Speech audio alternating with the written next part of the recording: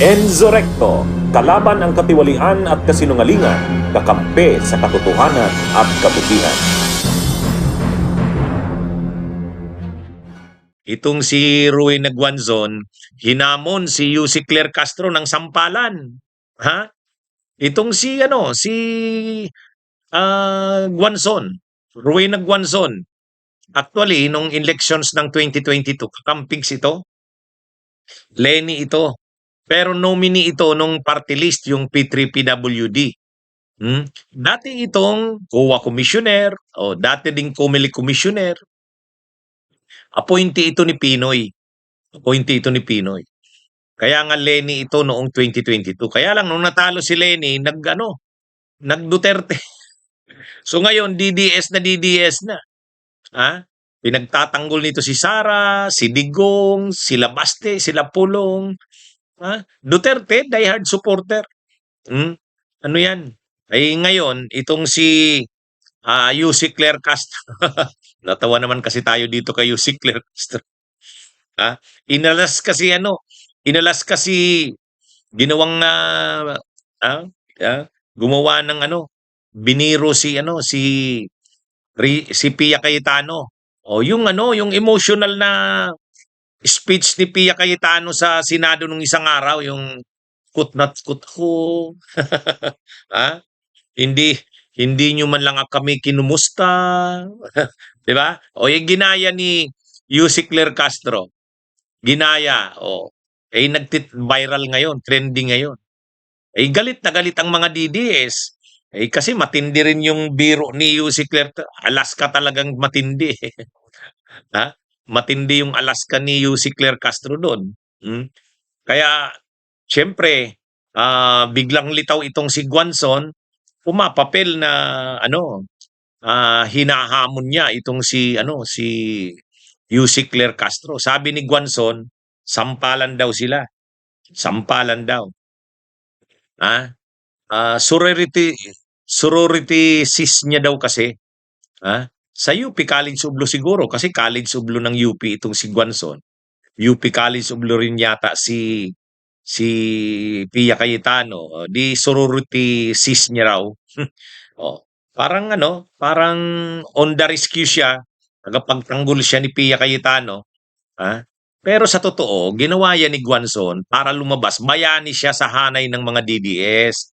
Alam nyo itong si Guanzon, ano to maraming nagdududa dito ng mga DDS Hindi pa rin sila makumbinsin na totoo ito sa pagiging pro-Duterte. Kaya kailangan niyang i-prove sa mga DDS na totoo nga siyang Duterte diehard supporter.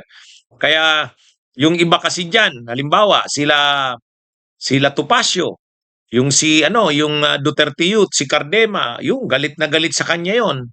Yung dalawa na yon, ito kay Guanzon. Kaya hindi daw sila naniniwala dito kay Guanzon na totoong DDS. Ano daw yan? Opportunista daw yan. Naalala nyo yung minsan sa stage mismo, nandun si Sara, kinukumpronta ni Topacio at saka sila Cardema. Kaya ano na nga yan hindi nga yan uma-attend sa mga pagtitipon pag nandun si Topacio sa si Cardema. Kasi hindi rin siya pinapapurma ni Topacio Walang tiwala sa kanya si Topacio.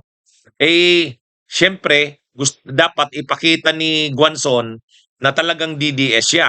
Kaya kung may mga pangyayaring ganyan, kailangan pumurma kaagad siya na pinagtatanggol niya. O katulad niyan, si Pia Cayetano. O mga DDS na yan, pro-Duterte yan ng mga senador, ay ginawang subject ng biro ni Castro.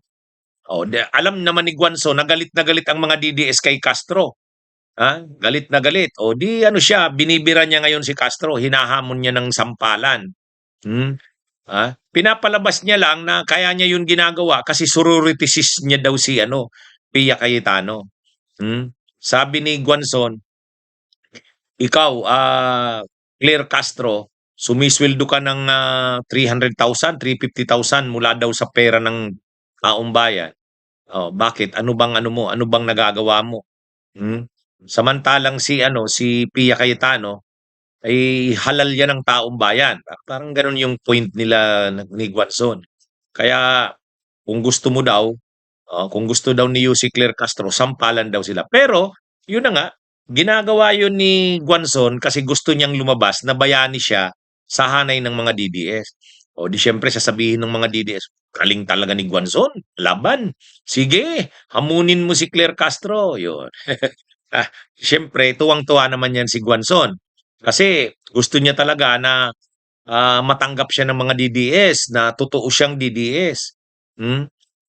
Kasi maraming nagdududa sa kanya eh. Maraming nagdududa sa kanya. Ang sabi, oportunista yan.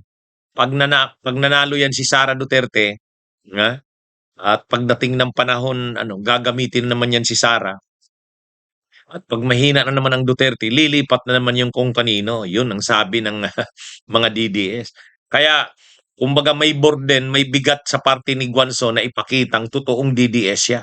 Kaya sa mga ganyan na sitwasyon, pumuposisyon siya, kikipagbardagulan, lalabanan si Yussi Claire Castro. Eh di syempre, pag ganun nga naman, bayani siya sa mga DDS kasi palaban siya, linalabanan niya si Claire Castro. Ay galit na galit ang mga DDS diyan kay Claire, lalo na ngayon. Itong si Yussi Claire Castro, pagdating dito sa nangyari sa Senado, araw-araw yun ang topic niya lalo. Binibira niya si Cayetano, si Pia, si Alan Peter, si Pia, si Bato de la Rosa, yun. Kaya talagang galit na galit ang mga DDS kay Claire Castro kasi may halong Alaskang talagang ginagalit ang mga DDS eh. Kaya itong si Rowena Guanzon naman, sinasakayan yung issue. Kailangan niyang ipakita na pinagtatanggol niya ang mga DDS. Si Bato, si Pia Cayetano, para makuha niya yung suporta ng mga DDS. Kasi walang lubos na tiwala sa kanya eh. Walang lubos na tiwala sa kanya. Yan, pinagdududahan ang kanyang loyalty. Kasi nga, kung saan-saan napunta yan si Guanzon, galing kay Lenny, tapos ngayon naman DDS. Walang tiwala sa kanya yung mga kasamahan niya. Bunyog, bunyog, halikan na kasama ka.